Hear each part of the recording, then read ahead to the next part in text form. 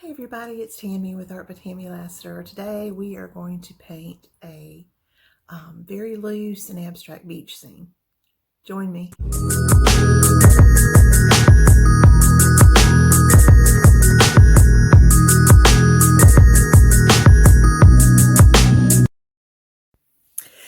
Okay, so I will have all of my colors listed down in the description. But first off, I started with the Amsterdam Permanent Red Violet Light alcohol ink. I'm sorry, it's an acrylic ink, and I went ahead and laid down my underpainting. So here I am just laying in my sky, and I am starting with pale blue by Master's Touch, and I'm making sure that I get all of my sides. In my underpainting, I went ahead and kind of drew out my horizon line where I thought I wanted it to be when my acrylic ink was still wet, and so I'm kind of going loosely by that to put in my sky.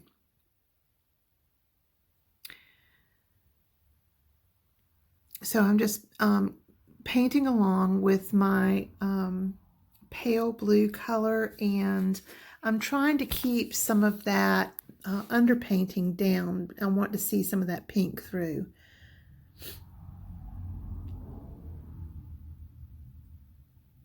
And there you can see where I kind of have that diagonal line going through where my shoreline is going to meet up with my sky and ocean.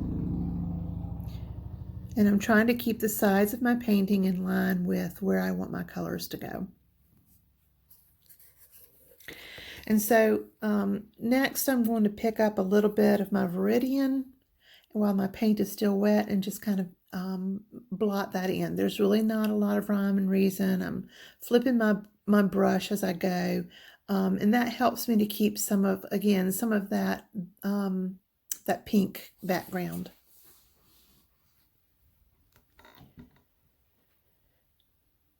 And I'm just using a flat brush, and it is a number 8. Probably could have gone with one or started with one a little bit larger, but it was one I grabbed in a hurry. You can see just a slight variation there, not a whole lot. I'm going to pick up some of my ocean green next, and you can see much more of a difference here. And again, introduce that just as I did, and making sure that the paint is still wet, so I have somewhat of a blendability. I don't want to blend it all out. I just want to be able to kind of intermingle it so that one color doesn't end and the other one begins.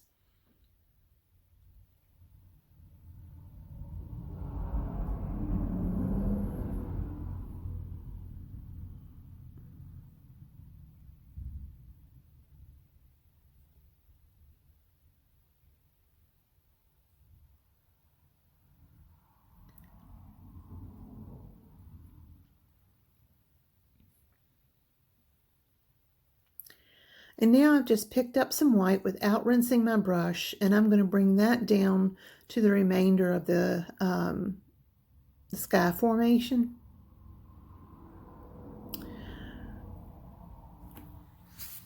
Or at least this part of the painting. Eventually part of this that I'm putting in will become the ocean. But this white mixed in with these blues are going to help my dark horizon line to really pop and stand out more.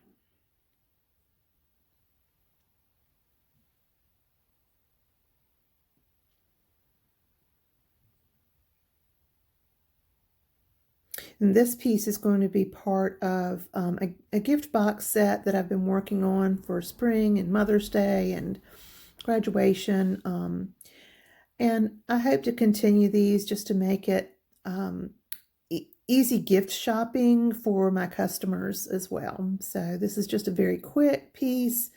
I don't want to invest a whole lot of time. I want to keep it abstract and loose. and but something very appealing to the eye. Okay. So you can still see some of that pink peeking through.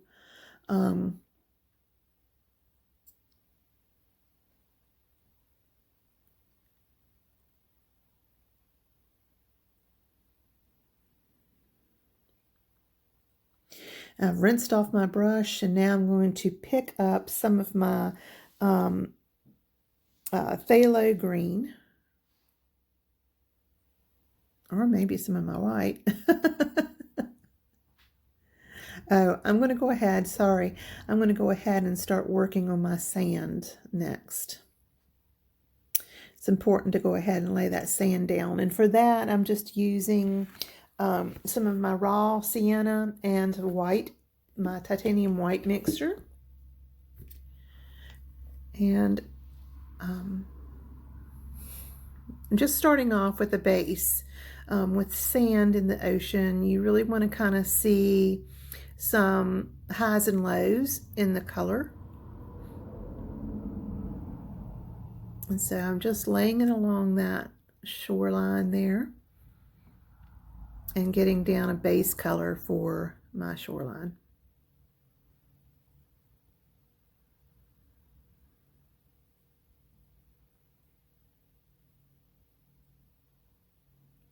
Now I've picked up a little bit more of that burnt sienna and added it up next to where the water comes on land. And I'm going to begin building a little bit of a shadow where the water is coming up. So you can see it a little bit more right there. But you'll see as I move through the painting that I do change up the shoreline a little bit here and there, and that shadow line moves with it.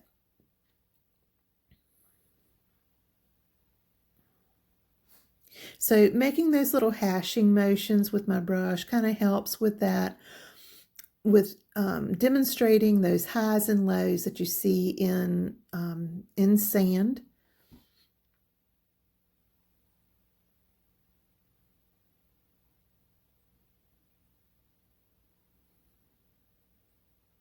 And sometimes I'm picking up more of the raw sienna, and other times I'm picking up more of the a little bit touch of the white, and that enables me to have that variation.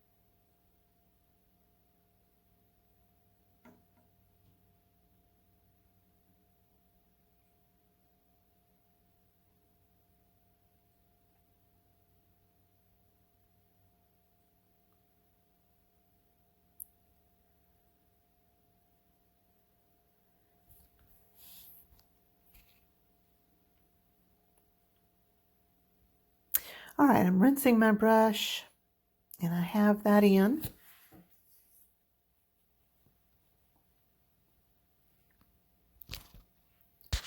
And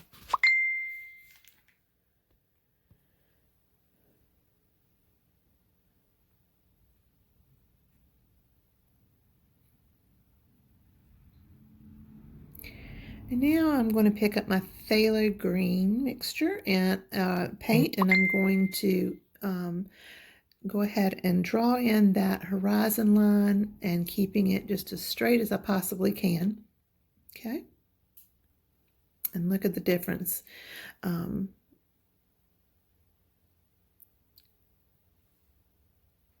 I'm just laying that in, making sure that I keep a straight line around the surface of my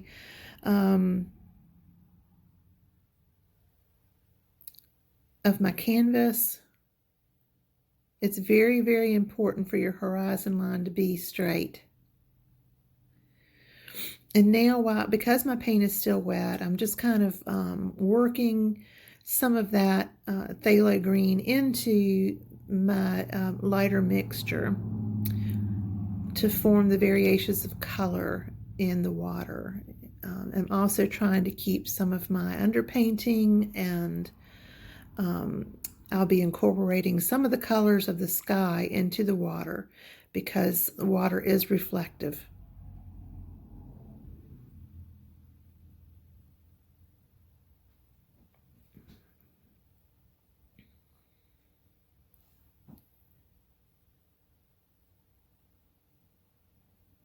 I'm just trying to use what's on my brush at this point.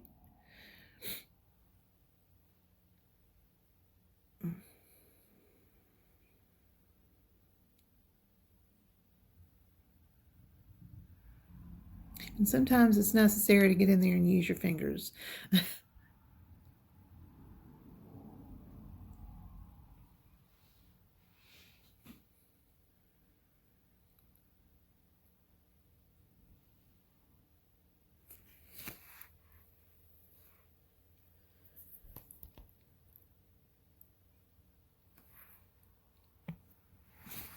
Now I've rinsed my brush, making sure that all the color is out of there.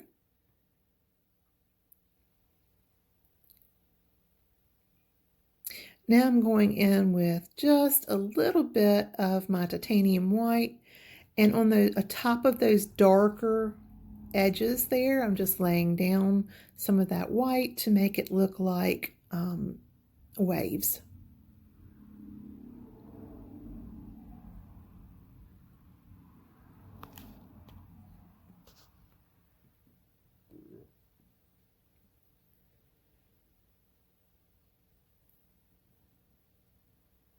And all of this will be defined as we go.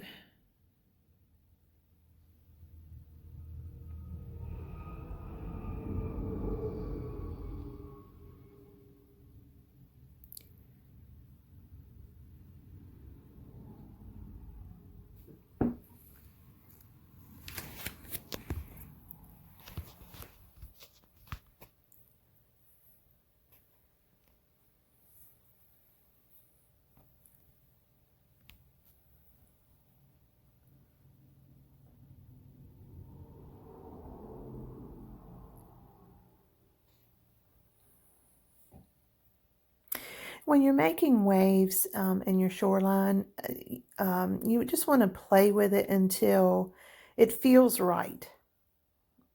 Now I'm just using the leftover white on my brush to create some clouds. It's just a very small touch. Now I'm bringing back some of a quinachradone magenta, which is very close to the color of the underpainting that I used, and pulling that into my clouds as well. I want it there to be kind of a stormy looking sky on the horizon, and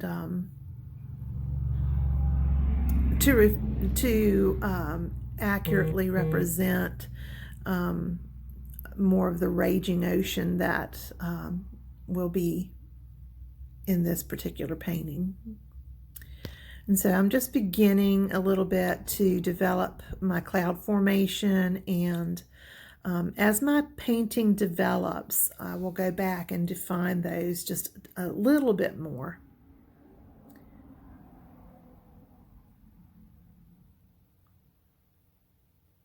And so I want my sun to be coming over from my right-hand side. And so I am reflecting that, or representing that, by putting my clouds, the light on the clouds coming from the right.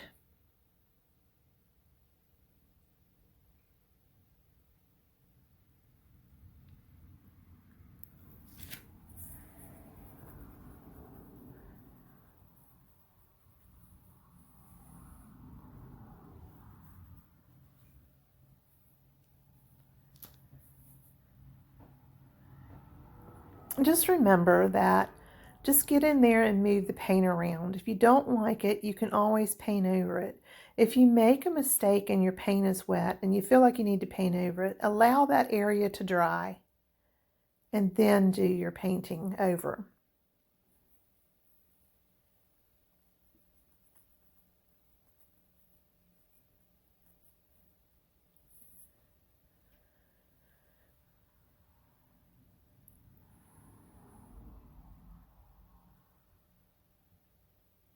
So I've just been using the paint that's on my brush. When I use up all on one side, I flip my brush over and use the rest of it. Now I'm just taking most of that paint off out of my brush.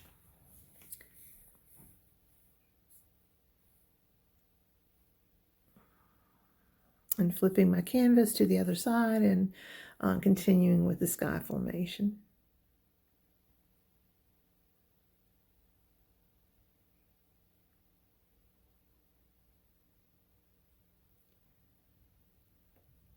And here I'm just kind of laying my brush flat and doing more of a circular motion to create that fluffy cloud look.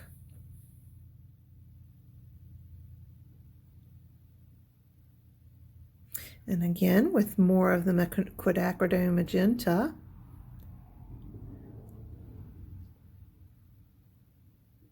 And that helps give kind of like the impression of a shadow in the clouds and some sun hitting that area of the cloud.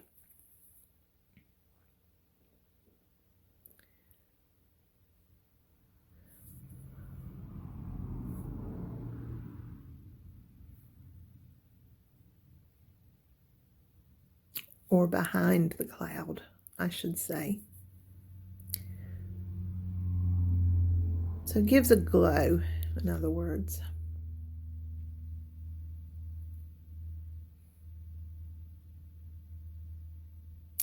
All right, I'm going to go back into my my line and make sure it's good and straight and darken that up a little.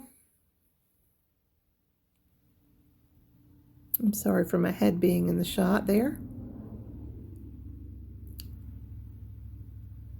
And just working it out of my brush and incorporating some highs and lows in my color.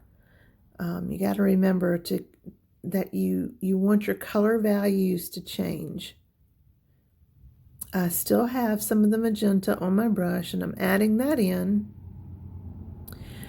Because you see magenta in the sky, you want to see just hints of it in your water as well, because it is a reflective source. And because this is abstract and loose, you want to be careful. You don't want to overdo that. But remember, you can always paint over it if you do.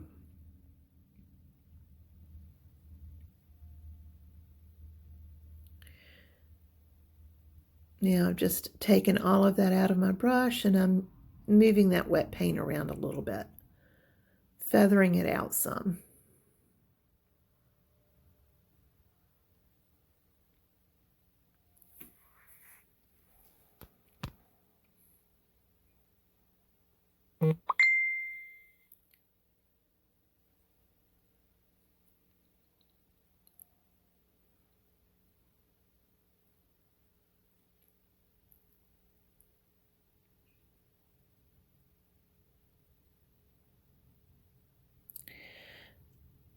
And I'm just going back onto my shoreline, and I'm adding some areas where I feel like the water has been and the sand might still be wet, and just playing around until I'm going to be happy with my end result.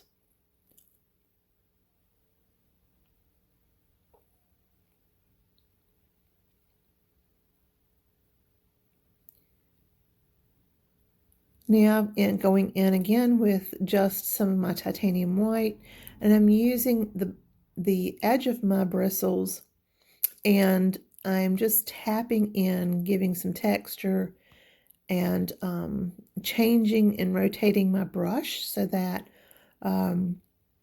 it looks like waves crashing there.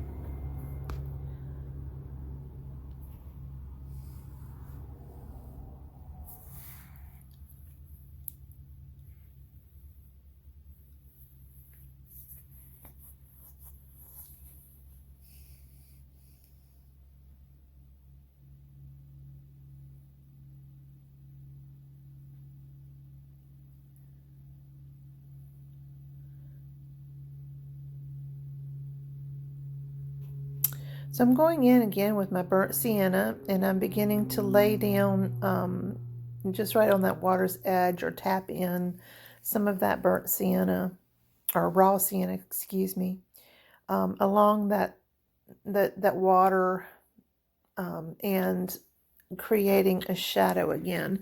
And I'm just trying to look and see if I'm going to be happy with it or if I need to add more.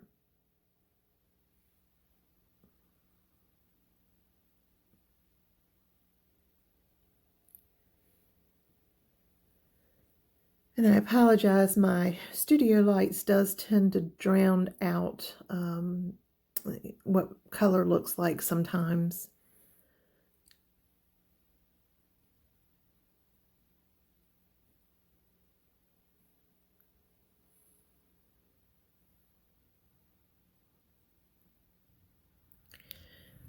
And so just that little bit of shadow, hopefully you can see that it really does add, a lot of dimensionality to that shoreline.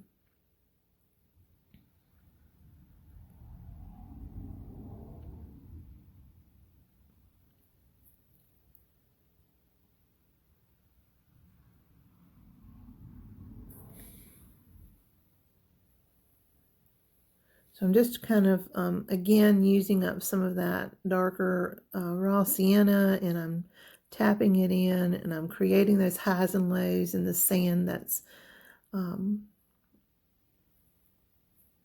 little further back from the water. Now I'm playing with some lighter shades and some darker shades, and just until I'm happy with it. This is a blend of the raw sienna and white, and I'm just kind of adding it, and in the areas, and tapping it around.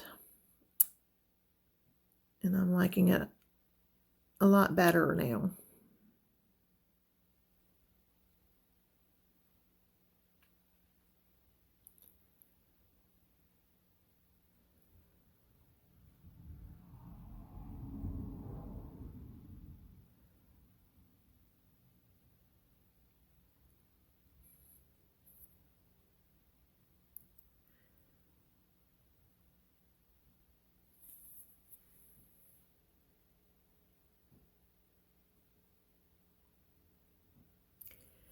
And I'm going in with some more of my white, making some borders of the waves that are coming in onto the shore.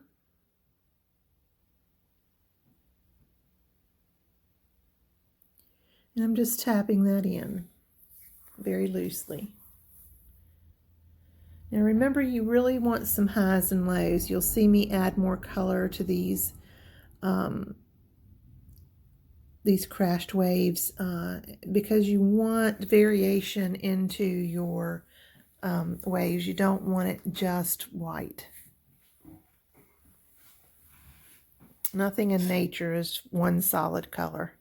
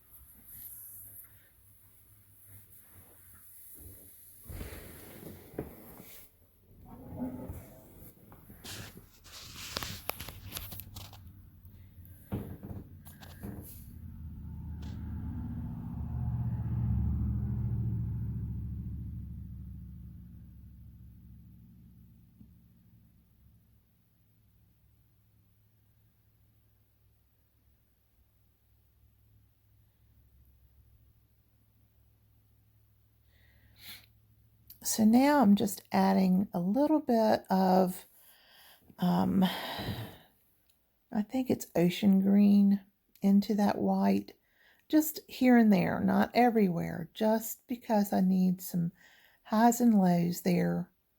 And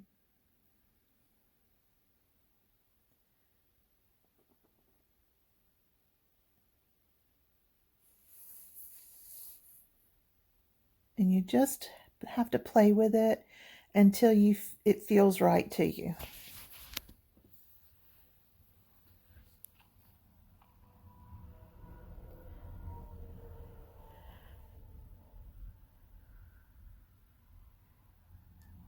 I'm just kind of wiping off what's on my brush now.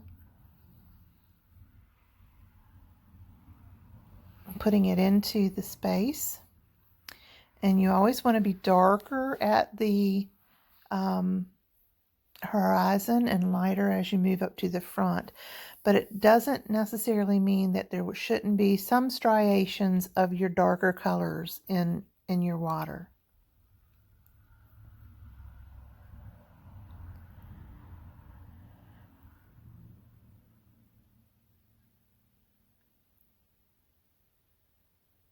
And back to my clouds, I'm adding a little bit more white now that it's had time to dry, and just hitting up some highlights again on those clouds where it's needed.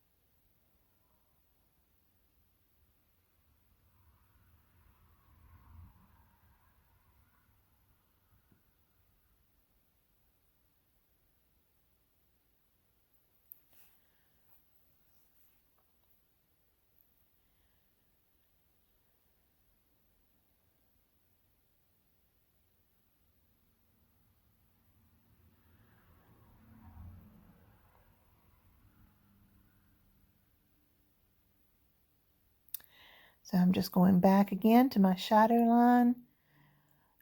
And you really do. You just go back and forth until you have what you need. And sometimes you need to let an area completely dry before you go back into it.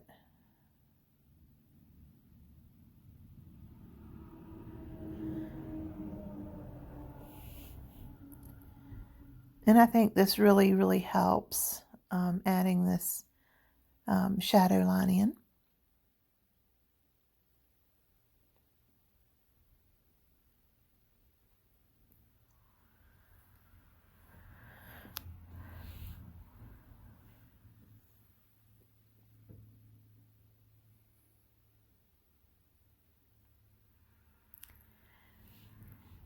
And here I'm just trying to create some wet areas that would be in the sand.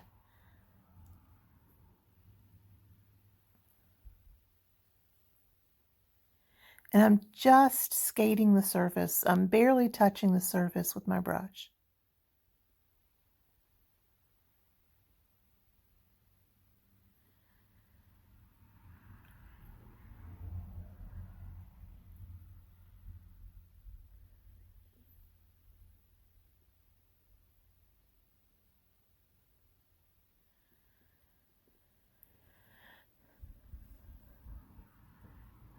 Back on those waves again.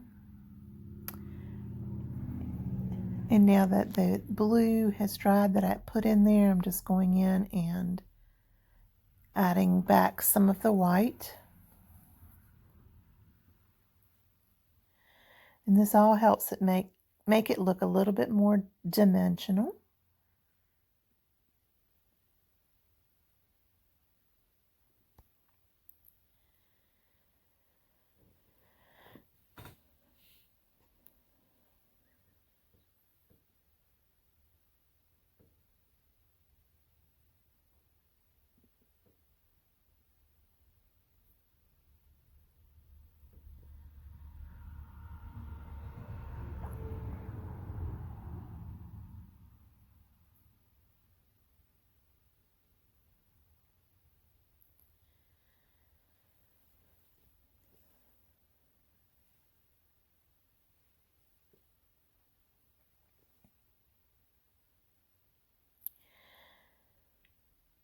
Now I've decided to go in with some more of my sky colors into the water, and so I'm starting off with some of that pale blue color and putting it into over the phthalo green, and I'm just working it in various areas.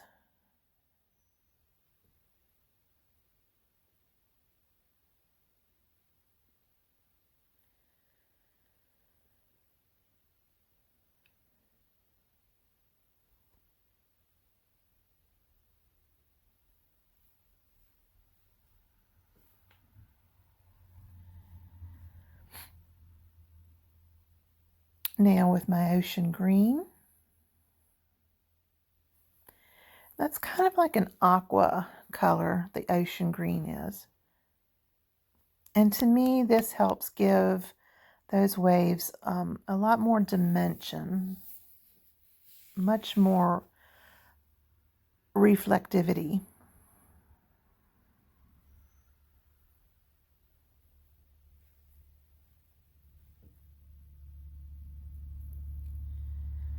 And I'm still trying to keep my magenta in there as well.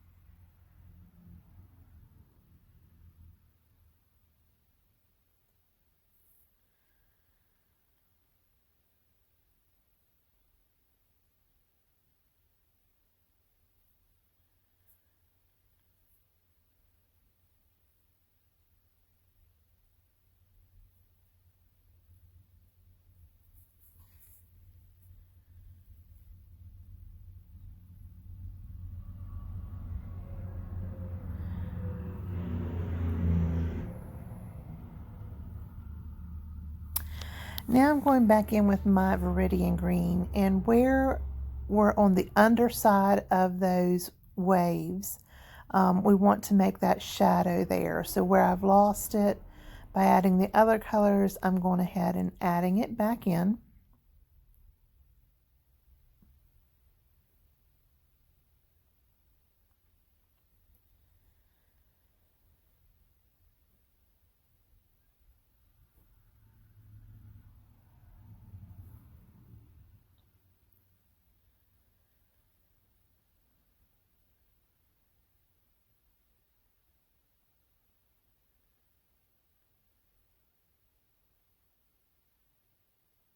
And then very lightly going in with my titanium white and adding the turbulent part of the wave in. And you've got to be careful here not to overdo that as well.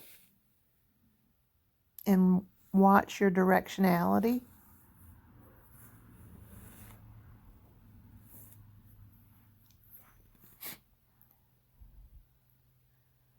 And going back and reestablishing that horizon line, making sure that it's staying dark.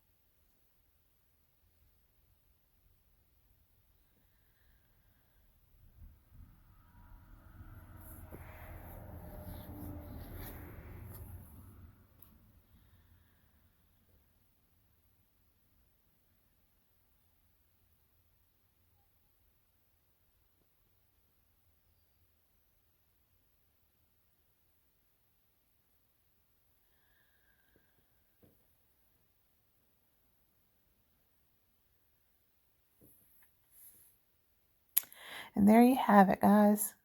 Have fun. Here's the final ending product. You'll see